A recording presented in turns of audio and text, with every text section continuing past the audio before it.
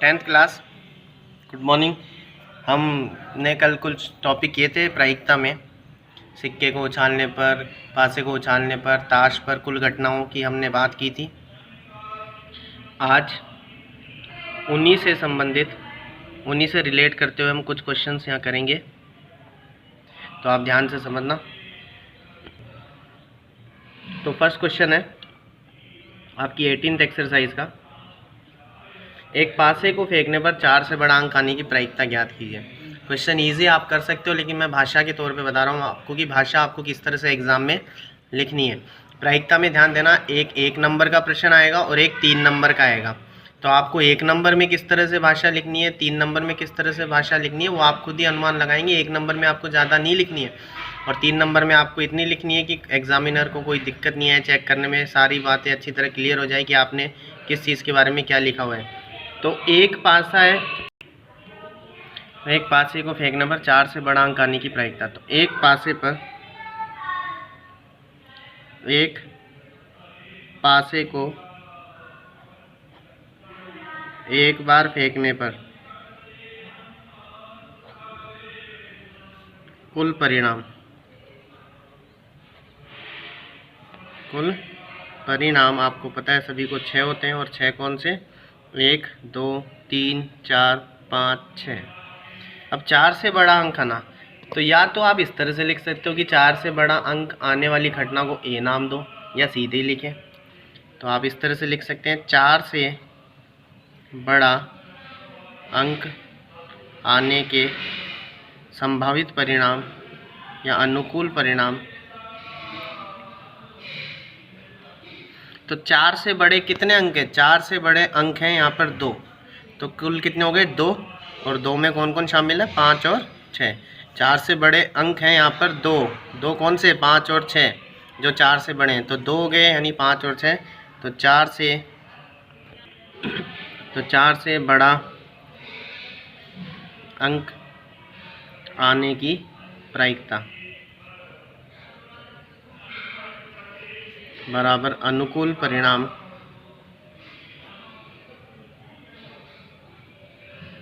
बटे कुल परिणाम।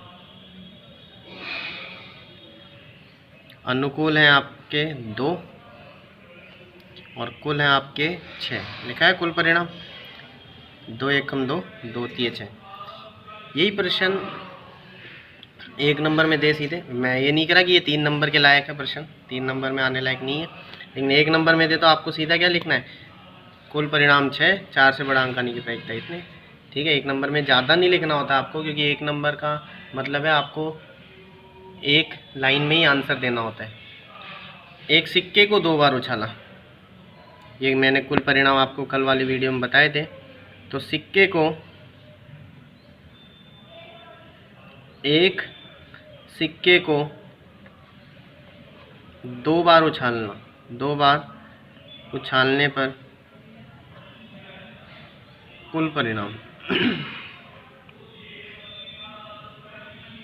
तो हम एक सिक्के को 2 बार उछालें या 2 सिक्कों को 1 बार उछालें, कुल परिणाम होते हैं 4, जो मैंने आपको कल अच्छी तरह समझाए थे वीडियो में। तो 4 होंगे कौन कौन से भाई? एक सिक्के को 2 बार उछाल, यानी एक सिक्का आपको 2 बार उछालना है। तो ये हो सकता है कि दोनों बार ही हेड आ गया हो, चित आ गया हो। हेड यानी चित हो सकता है, पहली बार में हेड आया हो, दूसरी बार में टेल। ये हो सकता है पहली बार में टेल, दूसरी बार में हेड। ये हो सकता है दोनों बार में टेल। तो इस तरह से ये 4 घटनाएं होगी, लास्ट में दोनों बार टेल है। दोनों बार चित आने की प्रायिकता, तो दोनों बार चित आने के अनुकूल परिणाम। अब दोनों बार चित कितनी बार है यहाँ पर? दोनों बार चित है एक ही बार, यानी दोनों बार हेड एक ही बार है। वो घटना लिख दो आप, हेड हेड। तो दोनों बार चित आने की प्रायिकता बराबर अनुकूल परिणाम बटे कुल परिणाम। अनुकूल परिणाम बटे कुल परिणाम। अनुकूल 1, कुल हैं 4, 1/4 इसका आंसर हुआ। फिर है तीसरा प्रश्न, देखें प्रश्न क्या है। फिर है प्रश्न, 1 से 17 तक की प्राकृत संख्याओं में से एक संख्या का यादृच्छिक चयन किया जाता है। यादृच्छिक का मतलब होता है इच्छा से आपको चुननी है। प्रायिकता ज्ञात कीजिए कि वह एक अभाज्य संख्या हो। कौन सी संख्या हो? अभाज्य। तो 1 से 17 तक कुल कितनी संख्याएं होगी? 17। तो कुल संख्याएं होगी यानी कुल परिणाम हो गए 17। तो कुल परिणाम हो गए 17 क्योंकि 17 अंक होते हैं। कुल परिणाम कितने हो गए? 17। इन 17 में आपको पता है 1 2 3 4 5 6 7 8 9 10 11 12 13 14 15 16 17। ये वैसे लिखना ज़रूरी नहीं है, आपको पता है 17, 1 से 17 तक की प्राकृत संख्या है। प्राकृत संख्याएं कौन सी होती है ये आपको पता होना चाहिए अच्छी तरह। मैं एक्सप्लेन कर रहा हूँ। प्राकृत संख्याएं होती है जो 1 से शुरू होती है। यहाँ लिख रहा हूँ मैं शॉर्ट में, आप समझ लेना इनको। प्राकृत संख्याएं आपकी ये होती है जो 1 से शुरू होती हैं, 1 2 3 4 और अनंत तक जाती हैं। पूर्ण संख्याएं जिसमें जीरो को भी शामिल कर लिया जाता है। पूर्ण संख्याएं जिसमें जीरो भी शामिल हो जाता है, 0 1 2 3 4, ये भी अनंत तक जाती हैं। पूर्णांक आपके 0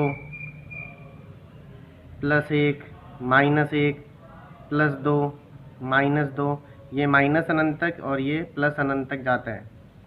फिर आपकी होती है सम संख्या। सम संख्या आपको पता है जो 2 के बारे में आती है या जिसका इकाई का अंक 0 2 4 6 8 हो, वो सारी कौन सी होती है? सम संख्याएं। विषम संख्याएं जिनका इकाई का अंक 0 2 4 6 8 के अतिरिक्त कुछ और होता हो या जो 2 से विभाजित नहीं होती हो, वो कहलाती हैं विषम संख्याएं। फिर होती है अभाज्य संख्याएं, जो हमें इस प्रश्न में पूछा है। अभाज्य संख्याएं दो तरह से आप ये याद रख सकते हो, जो एक व खुद के अलावा किसी और के पहाड़े में नहीं आती हो या जिसके 2 ही गुणनखंड हो। 2 ही क्या हो? गुणनखंड। 2 ही गुणनखंड हो, वो अभाज्य संख्या होती है। उन 2 गुणनखंडों में एक तो 1 होगा और एक खुद होगा। ठीक है, जैसे 13 की बात कर लेते हैं। 13 1 के बारे में आता है और 13 के बारे में आता है, इसलिए उसके 2 ही गुणनखंड है, 1 और 13। 5 की बात कर लेते हैं। 5 खुद के बारे में आता है और 1 के बारे में आता है, तो 5 अभाज्य संख्या है। 2 खुद के बारे में आता है और 1 के बारे में आता है, तो वो अभाज्य संख्या। लेकिन 4 की बात करें तो 4 1 के बारे में आता है, 4 के में आता है और 2 के में भी आता है, तो 3 के बारों में हो गया ना, 3 गुणनखंड हो गए इसके, इसलिए ये अभाज्य संख्या होती, अभाज्य संख्या नहीं है, ये भाज्य संख्या है। जो संख्या अभाज्य नहीं है वो भाज्य में काउंट होगी, ये ध्यान रखें आप। इसलिए इस चीज़ का अच्छी तरह ध्यान रखें। ध्यान देना कि जो 1 है, 1 ना तो भाज्य आता है, ना तो भाज्य है और ना अभाज्य है। एक ही इकलौती ऐसी संख्या है जो ना तो भाज्य में काउंट होती है आपकी, ना अभाज्य में काउंट होती है। एक ही इकलौती ऐसी संख्या है जो ना तो भाज्य है और ना अभाज्य है।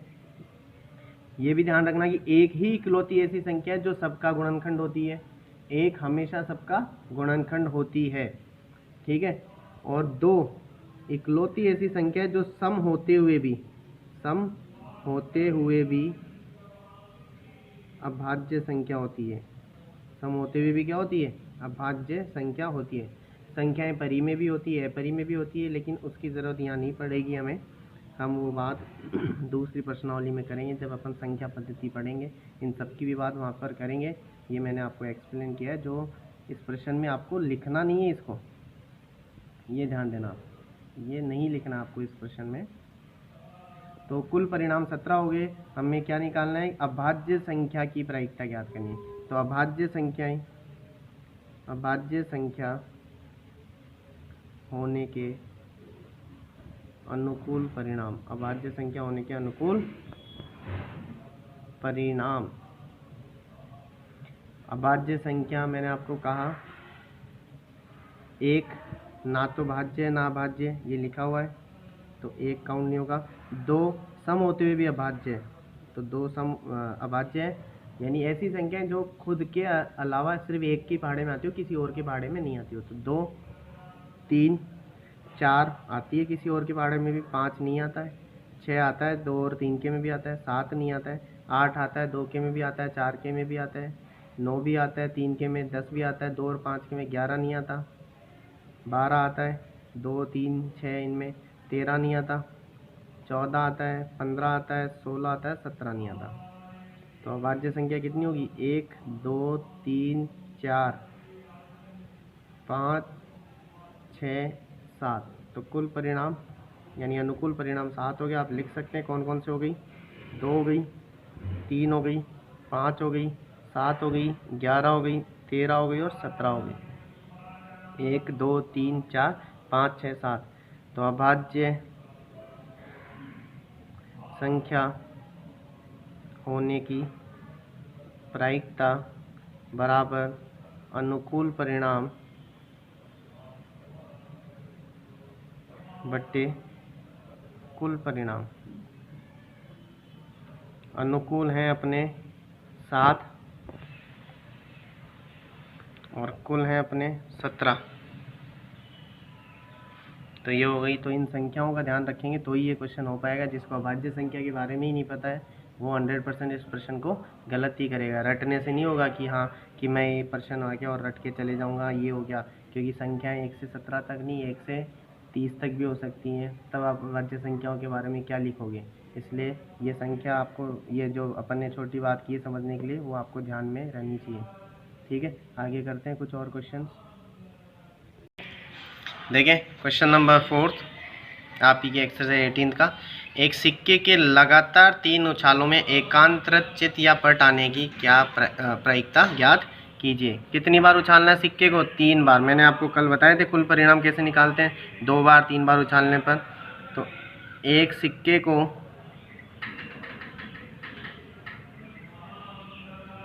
3 बार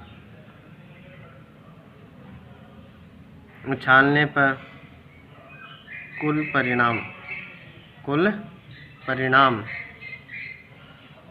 एक सिक्के को 3 बार उछालने पर कुल परिणाम आपके होंगे 2 गुणा 2 गुणा 2 बराबर 8। ठीक है, वो यहाँ लिख लेते हैं अपन। कुल मैंने आपको बताए थे कि या तो तीनों बार हेड आ जाए यानी चित आ जाए, या 2 बार हेड 1 बार टेल आ जाए, क्योंकि तीनों बार हेड तो हो ही चुका है, अब 2 बार हेड बचेगा। अब ये ध्यान देना मैंने टेल यहाँ लास्ट में लिखा है तो ये दूसरे पे भी हो सकता है और पहले पे भी। वैसे भी मैंने कल आपको समझाया था। तो हेड टेल हेड, फिर टेल पहले पे भी हो सकता है, तो टेल हेड हेड। तो ये 2 बार हेड का हुआ। ऐसा हो सकता है कि एक ही बार हेड आए बाकी 2 बार टेल आ जाए। तो ये हेड जो हमने पहले पर लिखा ये भी ऑर्डर चेंज कर सकता है, ये दूसरे पर भी आ सकता है और तीसरे पर भी, यानी टेल हेड टेल, और ये हेड लास्ट में चल जाएगा तो टेल टेल हेड। तो 3 हेड 2 हेड 1 हेड और अब लास्ट में तीनों पर ही क्या आ जाए? टेल। तो ये 8 परिणाम अपने बनेंगे। अपन से बोल रहा है वो एकांतरित चित भी आ सकता है या पट भी आ सकता है, यानी अल्टरनेटली हेड और टेल आपको लाना है। अल्टरनेटली हेड और टेल, एकांतरित चित या पट। एकांतरित का मतलब होता है अगर हेड आ जाए तो उसके बाद टेल ही आना चाहिए, अगर टेल आ जाए तो उसके बाद हेड ही आना चाहिए। तो ऐसे कितने हैं? देखो यहाँ हेड के बाद हेड ही आ रहा है तो ये नहीं आएगा, यहाँ हेड के बाद हेड ही आ रहा है तो ये भी शामिल नहीं होगा, यहाँ हेड के बाद टेल आ रहा है और उसके बाद हेड आ रहा है, यानी ये वाली घटना शामिल होगी एक तो एकांतरित। यहाँ टेल के बाद हेड तो आ रहा है लेकिन हेड के बाद फिर हेड आ रहा है, यानी ये भी शामिल नहीं होगी। मेरे कहने का वाला head tail tail tail head इस तरह से आए। हेड आए तो टेल आए, टेल आए तो हेड आए। हेड के बाद टेल तो आ गया लेकिन टेल के बाद फिर टेल है तो ये भी शामिल नहीं होगी, ये वाली शामिल हो जाएगी टेल फिर हेड फिर टेल। यहाँ 2 बार लगातार हो गई, यहाँ तीनों बार लगातार हो गई। तो एकांतरित चित या पट 2 ही में ही है, यानी 2 अनुकूल परिणाम होंगे। तो एकांतरित चित या पट आने के अनुकूल परिणाम कितने हो गए? 2 हो गए आपके पास। 2 में कौन कौन से हुए? एक तो ये वाला HTH और एक THT, यहाँ लिखेंगे आप। तो एकांत रथ, चित्त या पट आने की प्रायिकता बराबर अनुकूल परिणाम बट्टे कुल परिणाम। अनुकूल है आपके 2 और कुल है आपके 8। 2 एकम 2, 2 चौक 8। अभी और करते हैं नेक्स्ट क्वेश्चन। देखें क्वेश्चन नंबर 5, बहुत अच्छा क्वेश्चन है। एक अलीप वर्ष में 52 रविवार आने की प्रायिकता ज्ञात करें। तो एक अलीप का होता है, एक लीप का होता है, मैं दोनों ही आपको कराऊंगा, ठीक है। इसके बाद लीप का करवा देंगे। तो अलीप वाले में आप ध्यान रखें, अलीप वर्ष में 365 दिन होते हैं, 365 दिन होते हैं, और लीप वर्ष में होते हैं 366 दिन। लीप वर्ष तभी होता है जब फरवरी 29 दिन की होती है, और अलीप वर्ष में क्योंकि एक दिन कम होता है इसलिए फरवरी 28 दिन की होती है। फरवरी 28 दिन की होती है, ये ध्यान में रखें आप, ठीक है। लीप वर्ष में होते हैं अपने 366 दिन, जिसमें 29 दिन होते हैं फरवरी में, और अलीप में होते हैं अपने 365 दिन, जिसमें फरवरी होती है 28 दिन की। लीप वर्ष 4 साल में एक बार आता है, लीप वर्ष 4 साल में एक बार आता है, ठीक है। तो अलीप वर्ष में 52 रविवार आने की प्रायिकता ज्ञात करें। तो पहले लिख लेते हैं, अलीप वर्ष में कुल दिन 365। अब 52 रविवार की बात हो रही है, और रविवार मतलब सप्ताह, रविवार मतलब एक वीक की बात हो रही है, सप्ताह की बात हो रही है, और सप्ताह में दिन होते हैं 7। तो 365 में आप 7 का भाग दोगे, 365 में आप 7 का भाग दोगे तो आप देखोगे ये 7 पंजे 35 और 1 7 दोनों 14, एक दिन शेष बच गया। एक दिन क्या बच गया? शेष, यानी 52 बार पूरा भाग गया। किसका भाग गया? 7 का, यानी 52 सप्ताह और एक दिन, यानी 365 में 52 सप्ताह प्लस एक दिन, प्लस एक दिन। अलीप वर्ष में कुल दिन 365, जिसमें 52 सप्ताह एक दिन। अब 52 सप्ताह हैं हो चुके हैं, इसका मतलब आप सब समझदार हैं, आपको पता है कि एक सप्ताह में 7 दिन होते हैं, यानी रविवार, सोमवार, मंगलवार, बुधवार, गुरुवार, शुक्रवार, शनिवार, सब के सब 52 बार आ चुके हैं, सबके सब 52 बार आ चुके हैं। जो इस एक दिन आ जाएगा वो 53 बार हो जाएगा। वो कितनी बार हो जाएगा? 53 बार। तो इसने तो हमें बोला है कि रविवार कितनी बार आना चाहिए? 52 बार। रविवार कितनी बार आना चाहिए? 52 बार। यानी इस एक दिन रविवार नहीं होना चाहिए। अगर इस एक दिन रविवार हो गया तो रविवार पहले ही 52 बार था, एक बार और हो जाएगा तो 53 बार हो जाएगा। कितनी बार? 53 बार। हमें चाहिए 52 बार, ठीक है। तो इस एक दिन रविवार नहीं होना चाहिए, तो इस एक दिन के लिए ही कुल परिणाम बनेंगे। ऐसा नहीं कुल ये हो गए 365, ये कुल नहीं है, इस एक दिन के लिए कुल परिणाम बनेंगे कि इस एक दिन कौन कौन से दिन हो सकते हैं। तो शेष बचे हुए एक दिन के लिए कुल परिणाम। अब उस एक दिन आपको पता है 7 दिन हो सकते हैं, तो 7 हो गए। 7 कौन कौन से? रविवार, सोमवार, मंगलवार, बुधवार, गुरुवार, शुक्रवार और शनिवार। 1 2 3 4 5 6 7। जो एक दिन हमारे यहाँ शेष बच रहा, उस एक दिन के लिए कुल परिणाम कितने हो गए? 7। अब हमें क्या चाहिए? 52 रविवार, और क्योंकि 52 सप्ताह पहले हो चुके हैं 52 सप्ताह पहले ही हो चुके हैं, यानी इस एक दिन रविवार अगर हो जाएगा तो 53 बार रविवार आ जाएगा, या रविवार ही नहीं कोई और भी दिन हो जाएगा, जैसे सोमवार हो गया इस एक दिन शेष वाले में, तो सोमवार भी 53 बार हो जाएगा, ठीक है। लेकिन हमें तो रविवार 52 ही बार बताना है, यानी रविवार नहीं होना चाहिए। तो रविवार कितनी जगह नहीं है वो काउंट कर लो। रविवार यहाँ भी नहीं है 1, यहाँ भी नहीं है 2, यहाँ भी नहीं है 3, यहाँ भी नहीं है 4, यहाँ भी नहीं है 5, यहाँ भी नहीं है 6। तो रविवार कितने होने के लिए? 52 होने के लिए। 52 रविवार होने के अनुकूल परिणाम बराबर 6, यानी इस एक दिन 6 घटनाएं हो सकती है। वो कौन सी? सोमवार, मंगलवार, बुधवार, गुरुवार, शुक्रवार और शनिवार। रविवार नहीं होना चाहिए इस एक दिन। तो 52 रविवार होने की प्रायिकता बराबर अनुकूल परिणाम बट्टे कुल परिणाम। अनुकूल 6 और कुल 7। अगर ये प्रश्न ये दे देता, अब ध्यान देना 52 रविवार हो चाहे 52 सोमवार, मंगलवार, बुधवार, गुरुवार, शुक्रवार, सब के आंसर यही होंगे। ऐसे नहीं कि सिर्फ 52 रविवार का ये होगा, सब के सब। और सिर्फ अलीप वर्ष के लिए, लीप के लिए अलग होगी ये चीज़ लीप के लिए अलग होगी। हम अलीप की बात कर रहे हैं अभी, आप अलीप को ही माइंड में रखते हुए चले। लेकिन यही प्रश्न अगर आपको यहाँ 52 की जगह, सिर्फ मैं शॉर्ट में लिख रहा हूँ, अगर आपको 52 की जगह, ध्यान देना प्रश्न समझना, ये दे देगी 53 रविवार होने की प्रायिकता ज्ञात करें, तो प्रश्न में क्या चेंज होगा? प्रश्न सुनना आप, अलीप वर्ष में 53 रविवार आने की प्रायिकता, या रविवार, सोमवार, मंगलवार, कुछ भी सबके लिए सेम रहेगा। तो अभी 52 रविवार आने की निकाली थी अपन ने, अब अगर 53 रविवार कर दें तो कुल तो यही रहेगा, शेष बचे हुए एक दिन के लिए भी यही घटनाएं रहेंगी।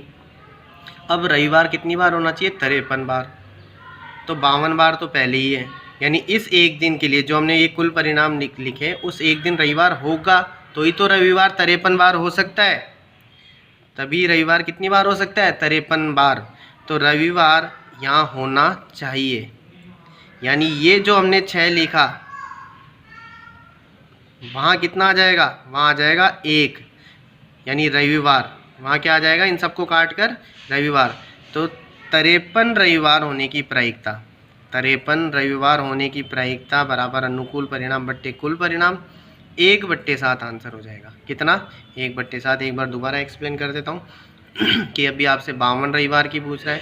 अगर ये अलीप वर्ष में 53 रविवार की पूछ लेता आपसे, कितने रविवार की? 53 रविवार की, तो इस एक दिन रविवार ही होता तो ही 53 बार हो सकता है, यानी इस एक दिन रविवार होना चाहिए।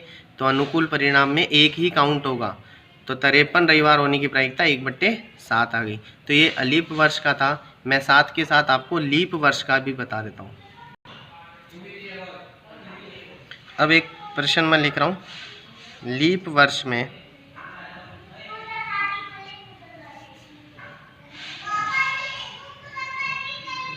52 रविवार होने की प्रायिकता ज्ञात कीजिए। अब फिर से, लीप वर्ष में कुल दिन मैंने बताए थे आपको 366 होंगे। आप इसमें 7 का भाग देंगे, 7 पंजे 35, 7 दूनी 14, 2 शेष बच गए, यानी 52 सप्ताह